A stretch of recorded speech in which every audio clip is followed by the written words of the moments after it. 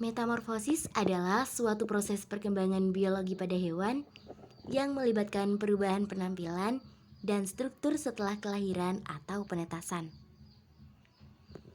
Perubahan fisik itu terjadi akibat pertumbuhan sel dan diferensiasi sel atau proses yang terlihat dalam organisme multisel yang secara radikal berbeda. Proses metamorfosis kupu-kupu terjadi dengan beberapa tahap, yaitu telur, ulat kecil, ulat dewasa, kepompong, dan kupu-kupu.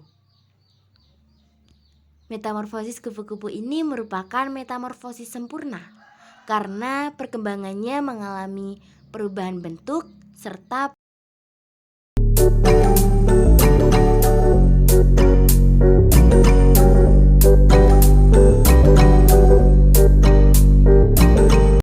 kupu.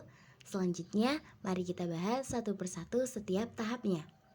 Yang pertama adalah tahap telur. Pada tahapan metamorfosis pertama, kupu-kupu akan meletakkan telurnya secara tersusun pada bagian tangkai atau daun tumbuhan.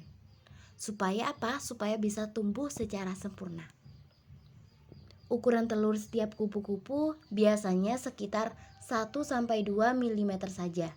Dan bentuknya ada yang bulat, oval, dan spiral. Lanjut pada tahapan selanjutnya, yaitu larva atau ulat. Pada metamorfosis kedua ini, telur kupu-kupu akan menetas menjadi ulat. Di tahap ini, ulat akan menjadi pemakan aktif supaya bisa tumbuh dengan cepat. Selama menjadi ulat, akan terjadi fase molting, yaitu pergantian warna kulit sebanyak 4-5 kali.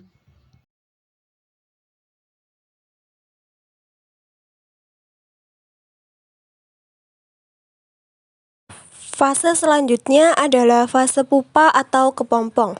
Fase pupa ini akan berlangsung selama beberapa minggu bahkan hingga berbulan-bulan. Umumnya pupa berupa kertas bertekstur halus dan berupa struktur tanpa anggota tubuh. Biasanya pupa atau kepompong berwarna hijau, coklat atau menyesuaikan dengan warna ranting dan daun yang dihinggapi. Meskipun dari luar tampak tidak terjadi apapun, namun berbagai perubahan sedang terjadi di dalam pupa. Sel khusus yang ada pada larva kini mulai berkembang pesat saat menjadi pupa. Sel-sel inilah yang akan membentuk kaki, sayap, mata, dan bagian kupu-kupu lainnya secara sempurna. Fase selanjutnya adalah kupu-kupu.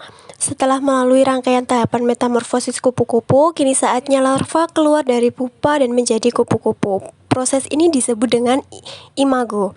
Ketika seekor kupu-kupu keluar dari kepompong, sayapnya akan terlihat kusut.